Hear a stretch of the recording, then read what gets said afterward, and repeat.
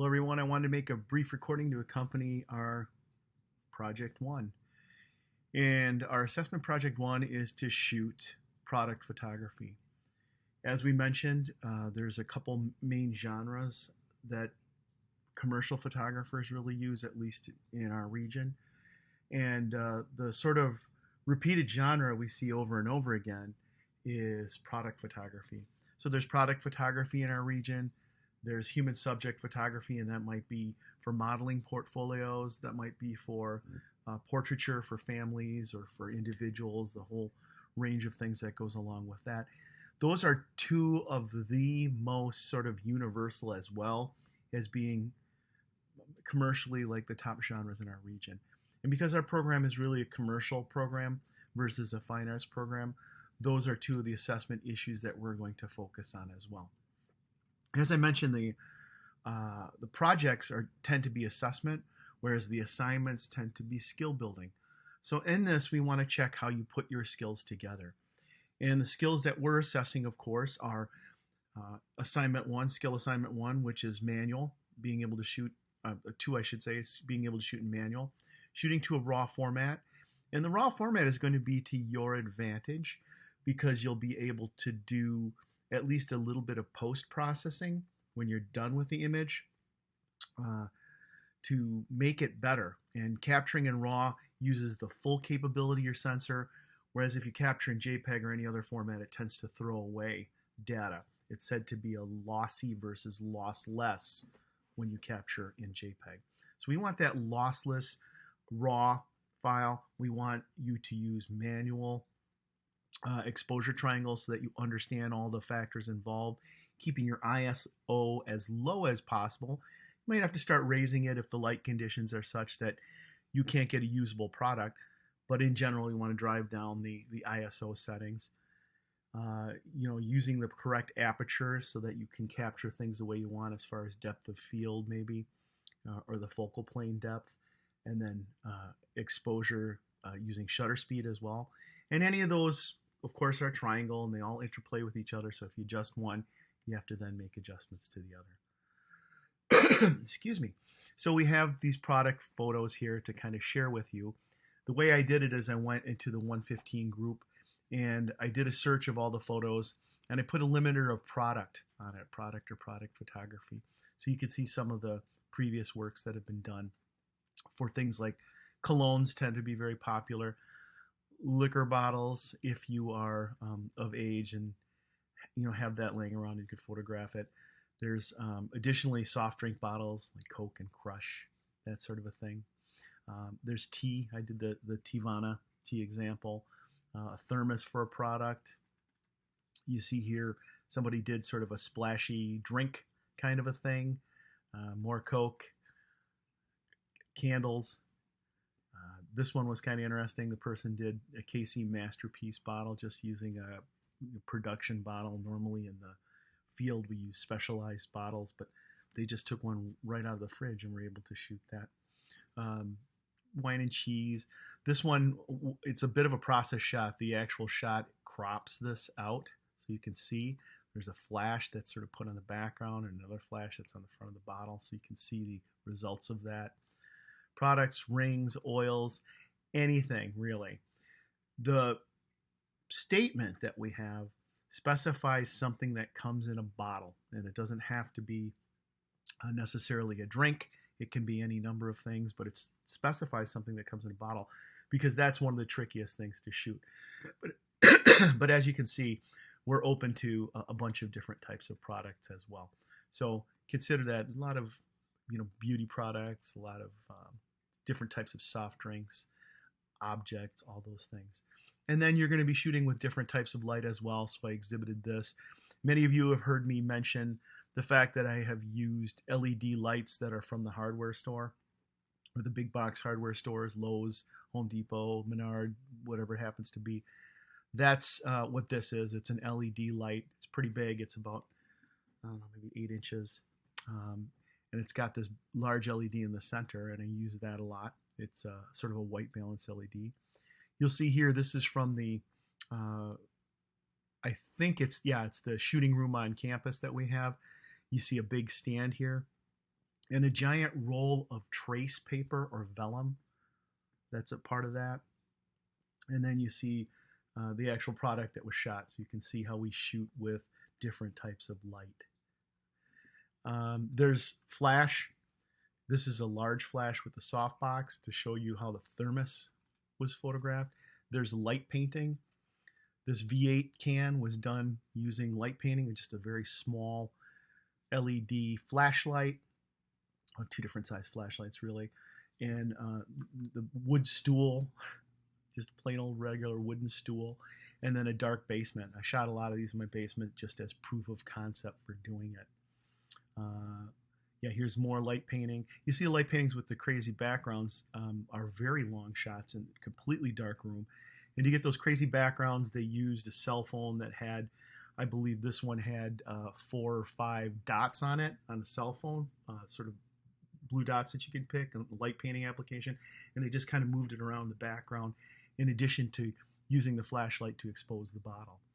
So, you know, that's neat. You can see here somebody did a toy that kind of goes around in the background in addition to the bottle. Here's one that I shot, completely light painted. So it's composited together from a couple different shots, left side and a right side with light painting, and then the bottom and the face of the bottle. And then in the background, I had an iPad that had this sort of flashing green circle pattern. And as I moved it in the background, that's the background that you get. So there's all kinds of neat things that you can do to bring it up a notch. But the very basics of this, as you want to sort of execute on this job, are to control all the things we've been assessing. Make sure you're shooting raw. Make sure you've got good manual exposure settings. Make sure your white balance is set correctly so it doesn't look sort of too bluey or too yellowy. Make sure you're using reflectors, as we learned with daylight, and you can shoot some of these with daylight. Make sure you're using flags and diffusers if necessary.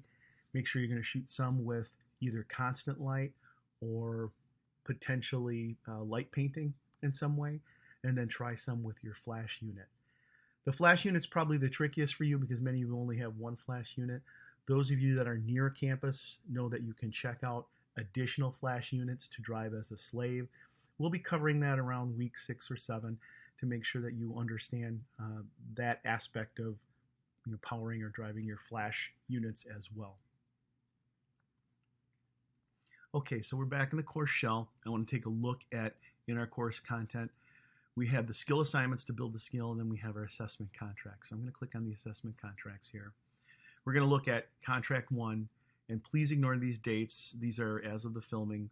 The dates should be correct in your calendar as well as the schedule document, but I'm going to go ahead and open this and then show you some of the stuff inside here. All right, so you see contract 1 is product shots. In addition to the assignments that kind of teach you the skills, the contract will assess your retention of those skills or application of those skills. And the way I approach it is I do contracts. Contracts simulate the task of you being contracted to do work. You'll approach these as if you're a photographer being contracted to do the specific work requested. They'll also serve as a sort of evaluation of the level of skill that you've obtained. And it also gives you a chance to put a little extra polish like we saw in some of the examples. You need to satisfy the full contract. The rubric will detail the evaluation of that contract if you have any questions. And you want to finish these by the due dates listed in your calendar and in your schedule document. I discovered when I roll over these courses and it changes the dates, it doesn't change dates that are injected into documents. It only changes the dates that are injected into Blackboard. So I've been a little miffed about that, but I just have to go back then each semester and go through and change all of the interior dates, or tell it to refer to the calendar, which is my druthers, by the way. All right, so contract 1, you will provide the client, and the fictitious client will be me, product shots for use in a layout at Peter Coe Agency Studios. And that is the typical relationship between a photographer and a communications agency, an ad agency, a design firm. It's usually one of a vendor relationship. In other words, the photographer will provide the photo service to the ad agency or design firm for them to utilize then in their layout, putting together image and type or whatever usage they need for it. And there's a diagram, a process diagram. I'm big on process diagrams of that inside one of the weekly folders as well. All right, so here's the way the original contract is sort of spelled out. Your favorite brand of beer in the bottle, or beverage, I should say. We have now students that range from 16 up through, so that's probably for anybody that is not 21. Soda pop in the bottle is probably your option, or spring water, distilled water, bottled hand soap, bottled condiments, bottled things like candles you saw, oils or cosmetics were also bottled. And the barbecue sauce, soy sauce, any of those types of things can all play into this as well. In addition to that, I'm willing to go a little bit further. The reason that we've said primarily bottles is they're very tricky to light. They're kind of cylindrical, and they both reflect as well as absorb, and then you want to define the form of the bottle. So it is one of the trickier things to do, and it is sort of one that photographers kind of do to assess each other's skill to a certain degree. However, I am willing to move that to things a bit further, like you saw in some of the product shots. If you want to do produce, there was somebody that had a fruit stand, and you saw a produce basket, I think, in one of the shots. Somebody did a home knitting business, and they're providing the background for that. There is the potential to add some of those on. Those people also, though, did something in a bottle, because it's tricky, that reflectivity as well as that absorption and definition of form. Here's the stipulations. I want you to do some lighting variations on my shots. So I want to contract shots that will use natural light. Natural light, for many of you, if you're in a winter climate, will be window light coming in a window. Or if you do have a setup outside, or if you're taking this class in the fall term, runs from summer into fall, you can use natural light outdoors. Constant light, and we did a whole thing on constant light in week 5. That's going to encompass LEDs, any incandescents, maybe halogens or tungsten lamps or work lamps, a whole range of lighting that's available to you, clip lamps as well as professionally purchased lamps. All those items can be utilized as well. And then the last would be strobe or flash. And I realize that not everybody has the sort of big studio strobe units or mono lights, so you can use these too. And I will often use 2 or 3 of these on either the little feet, the plastic feet that come with them, or buying stands for them so I can put them on stands as well. So if you only have one flash, you could probably still do it with one flash unit. You might want to utilize the pop-up flash on the top of your camera, set to a low power, and then have it trigger the flash remotely as well. All those are the different types of light. We'd also like the product shots shot against a simple background. So that might be a paper sweep. You saw paper sweep being used in some of the videos that we watched in previous weeks, a simple table, etc. We would like a minimum of 60 shots or X hour of labor. That's just to kind of show you an example of a contract stipulation. You don't have to take, X amount of hours. But usually when agencies contact somebody, they don't want to pay a labor fee that's outrageous. So just to show you that aspect of it. You're going to pick a total of 9 shots as your recommendation or endorsement for usage. The shots should be done in camera raw format so that you can do post on it. You will want to do some minimal post processing on it that makes the shots look good. And they should be shot during this term. No old photos, please. Your shot list, minimum of 60 as we mentioned, posted to your individual or personal Flickr account. And then you're going to share the 9 pics that you want to communicate with the class group. Make sure the EXIF data is enabled on those. Make sure they are shot in RAW, edited in post, and then saved out as a JPEG after edit. You want to shoot 20 natural light, 20 that are light painted or constant light or any combo. So I'll get students that'll go, I want to do some light painting, but I don't want to do all light painting. Can I sort of mix and match? Absolutely. And then 20 strobe or flash gun. Now, for people taking the course strictly at home, it's probably, unless you have a rental studio that allow you to use a mono light or strobe, which there are some, and they might have reasonable hourly fees if you want to check it out. There used to be one in Kenosha that charged, I want to say it was $50 an hour, so 2 or 3 students might get together and book the studio together and shoot. I don't believe that's the case anymore. They no longer are renting that out like that. I don't think that studio exists anymore. But if you have that nearby, you might get to use these big studio strobes like you're going to see in some of the videos. And then you'll have some kind of a trigger that you would put inside your camera's hot shoe that would, trigger the studio strobes. Most of you instead will have the flash gun, and this is perfectly fine. In fact, I'm going to go out of my way to demonstrate how these can get really good quality results as well.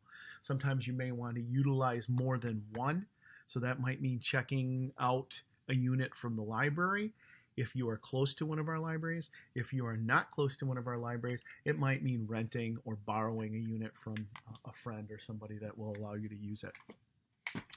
All right, so 20, 20, and 20. You want to please label these things. I can't tell you how important it is to label them. I'm not very good at sort of mind reading it. And you'll see here it says, again, it doesn't automatically update. So the contract for whatever unit semester you're taking the course. For us, it'll be, instead of F, if it's fall, SP for spring, and then the year and number after it. You want to use 3 natural light shots that are tagged for your final share with the group, 3 of your light painted or constant or any mix and match for that category for your ones that are shared with the group out of the 60, and then your 3 best studio strobe or flash unit. Submit the raw files to me. Now, I know that 9 raw files can get a little bit large, so if you can't submit 9 raw files, at least submit some of them, maybe 1 of each type of light source, so that I can open those and check for any issues as we go through Blackboard. It does happen, students will have issues with the file, and this way I can usually troubleshoot well or diagnose what the issues are. You can also use a Google Drive link for this potentially if you are having trouble submitting through Blackboard. So people will sometimes put those inside their Google Drive folder that's with their Gateway account, and then they can share that with me. All right, then another thing I'm going to have you do is pick the top 3 shots for each lighting category from our class. So as you look at the class, you might say, mine's pretty darn good, and select that as one of your top 3 shots maybe for natural light. But then you might say, that classmate over there is really good too. I don't care whose they are, I just want you to really sort of identify the top 3 shots. There's a link to previous class samples so that you can see a link of some students that have done this before. I need to tell you that the group that we're in, this 115 group, contains a lot of past students, and it's open entry. So students can elect to remain a part of it if they want and keep their photos in there. But if they quit, sometimes those photos will disappear. So if you see something in one of the videos that's made and it's no longer there when you go out, there is a possibility that that student decided to leave the group maybe some number of years after they left the class. A lot of students still participate in it. They like having their photos in the class and sharing the samples with future classes, and also the capability to see and discuss potentially with others. So if you get an oddball person from 8 years ago saying, hey, that's a great shot, you know a little bit what that's about. Down here at the bottom, we want you to present your product photography Linda, now purchased by LinkedIn, so it's linkedin.gtc.edu here as well as a part of this Project One assessment. If there's any questions at all, folks, please don't hesitate to ask me. I hope this makes sense, and if not, you can definitely Zoom confer with me, or we can as a class make a clarification statement through the FAQ and the Zoom sessions that I record. I hope that you have a good time doing this, but I also hope this makes you realize how much you've learned experientially from doing those assignments.